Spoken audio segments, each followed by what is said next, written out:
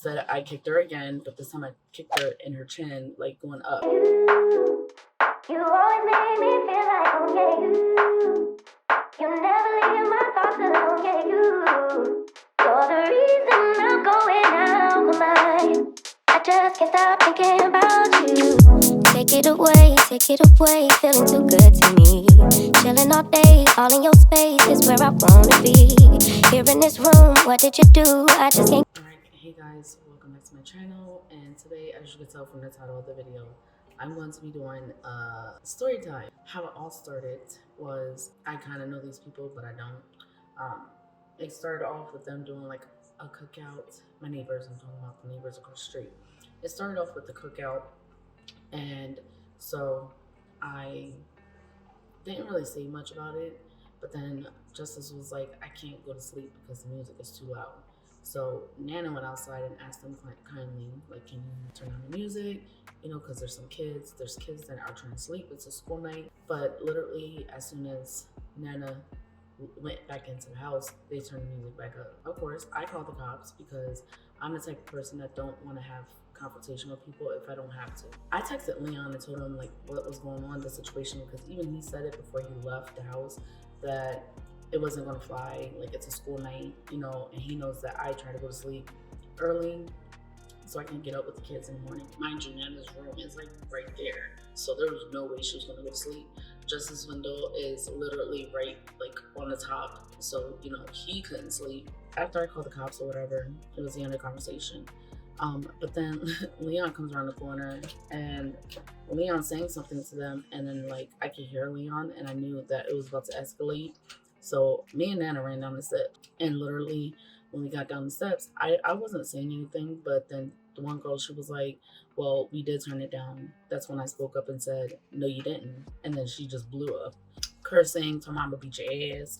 When she said that and she was walking towards me, I was trying to hand my phone over to Nana. You're not gonna tell me you're gonna beat my ass. No. I've worked hard. I worked very, very hard to get myself to the point where I'm calm, I'm collected, I don't allow people to get to me. But when somebody's charging at me and telling me that they're gonna beat my ass, her peoples was trying to hold her back.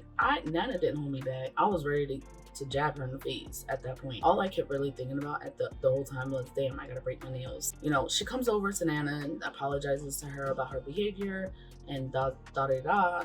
And then she comes over to me and she apologizes to me, and I apologize to her because, you know, it really didn't have to get to that point. Like I explained to her, I said, it may not have seemed loud to you, but it was loud to me, you know. And then, you know, that was the end of the conversation. They were still talking, but the dude was getting super hyped for whatever reason. I don't know. Mind you, they were all drunk. Drunk is an understatement of how drunk they was. And mind you, the dude that was going back and forth with Leon, it happens to be my sister's baby daddy. She said something about losing a family member, and I said, I'm sorry for your loss, but what does that have to do with the situation that we're talking about now? She went off again. Peace, my friends. Before we finish the story, I wanted to let you guys know that I have an updated version of my ebook, and I also created a workbook. If you join my mailing list, you will get the checklist for free. So be sure to check out my website to get your freebie, so that way if you are interested in growing your channel, you have that opportunity. Now on to the actual story. At that point, she was in front of my house, and she was like, I'm gonna punch you in your fucking face. Like, her words verbatim. She steps on my porch and then like literally about to like come at me. So me being the person I am, I'm selfish, y'all. Like I really did not want to break a nail. I kicked her. She tried to grab my leg to like drag me off the porch, which didn't work. Thank God for yoga. Said I kicked her again, but this time I kicked her in her chin, like going up. And then she was talking a lot of shit. She got in her car, stopped in front of the house, and was talking more shit, talking about she's gonna see me. Okay. You'll see me when you see me. I don't fear nobody. The only person I fear is me. Why? Because I'm my higher power. I don't fear a bitch. I don't fear a nigga. Try to beat up a man. Like, that's just my personality. Anybody that knows me that's watching this video, you already know how I am. The neighbor across the street, like that's like this side, near my house, he comes out with a bat. Y'all, he only came out with the bat to let the dude know, like, you need to shut the fuck up and go in the house. And all at the same time, he's sitting there calling Leon a pussy and talking shit about the camera that we have out front. A bunch of crap happening in our area. Figured, let's put a camera there. But after that, I went to bed with no problem. And the next morning, just to be petty, yes, I was being petty, I opened up all the blinds, I opened up all the curtains, I left my door wide open. It was nice out, so I put the screen door down. Like, I fell asleep on the couch and she's outside screaming. And mind you, it's like 10 o'clock in the morning. Screaming, the music blasting. She was like, "Is it too fucking loud for y'all now? Is it too fucking loud? You fucking bitch." And I'm just sitting here like, girl, it's 10 o'clock in the morning. Nobody gives a shit about you blasting music at 10 o'clock in the morning. The noise ordinance is between 10 and 7 o'clock in the morning. So if you blasting music anytime between that, I could care less. But once 10 o'clock hits and it's a school night, come on now, tone it down. So I go to the screen door because I heard her talking shit, and I'm sitting there laughing, pointing my finger at her like, "Bitch, you ain't about that shit. Because if you was, you would have just knocked on my door."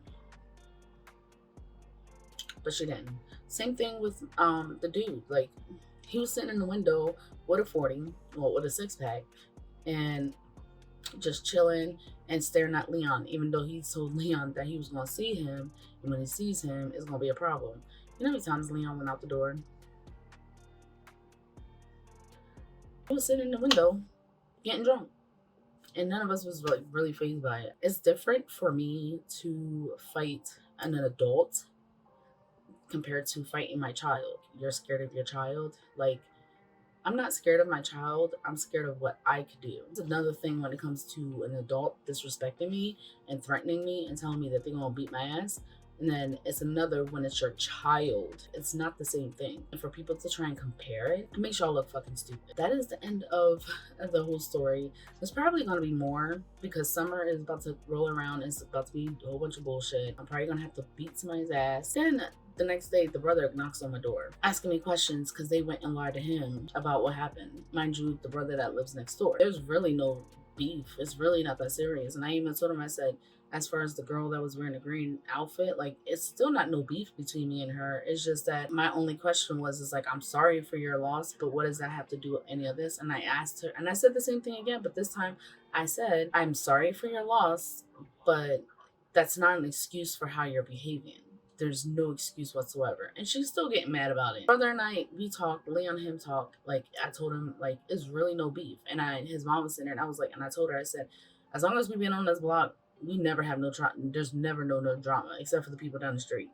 And that's a whole different story. It's rarely ever any drama on our block. We all get along. We're all cordial. We all, speak hi, bye, and that's the end of the conversation. Looking back now, it's fucking hilarious because they were all fucking drunk. Like, they were drunk to the point where, like, none of them could even express how they were feeling, like, communicate, talk, anything. All it was a whole bunch of whoo, rah, rah, rah, let's fight.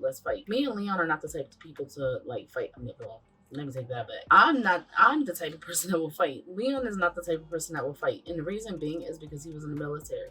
And they teach you a lot of different things in the military. So for Leon, he's not going to fight. Like, it's not going to be a square up type of fight when it comes to him.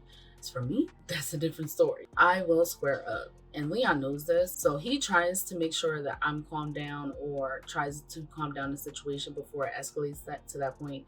Even Nana, she was trying to calm the situation down, and she didn't take my phone. Instead, she jumped in front of me and pushed the girl back, like, back the fuck up. You're not putting your hands on my daughter. That's not gonna happen. But me, I was writing. I was like, Nana, here, get my phone. Let's go. Take my phone, because I was ready to square up and beat that girl's ass. Scared of my child? No, I'm gonna have to do what I have to do. As far as an update for you guys, when it comes to her, she's still impatient. I'm still standing my ground. I'm still not giving up on. I'm talking about the hospital. If they feel any type of way about the fact that I'm not backing down on what I want and what I need for my child. That's the end of this chaotic story. But thinking back, like I said, it was hilarious. Like, you could tell they was nothing. They have nothing going on with their lives. It's obvious because who gets up at like 9 o'clock in the morning to blast music, smoke weed and drink, and then talk shit. Those are the type of people that ain't got shit going on with their lives. And those are the type of people I try to stay away from, because I ain't got time to be adapting other people's behaviors and making my life worse than what it is. I think that's pretty much it. I hope you guys enjoy this quick story time. I just know I had to get it out here because it, you had to be there to see it. Now, what Nana says she wish she had recorded the whole situation. Nana missed me kicking a girl, but I'm waiting for her to show up again and talk more shit because she's not gonna be happy with what happens. So yeah, like it was just so weird how it went down, and it was really unnecessary. It all boils down to they were super drunk and they felt some type of way about me not giving a fuck about their somebody that they lost. And mind you, the other brother next door, he said that his brother passed away like years ago. So I really don't give a fuck. And if you're seeing this and you feel some type of way again, you know where the fuck I live at. Like, you know where I sleep. And yeah, like that's just the end of it. So I hope you guys enjoy. If you're new here, subscribe. Make sure you're hitting that notification bell when it pops up. Hit the all button. And yeah, I'll see you on the next one. Peace. You always make me feel like, oh yeah, you never leave my thoughts alone, yeah, you're the reason I'm going out of my mind. I just can't stop thinking about you. Take it away, feeling too good to me. Chilling all day.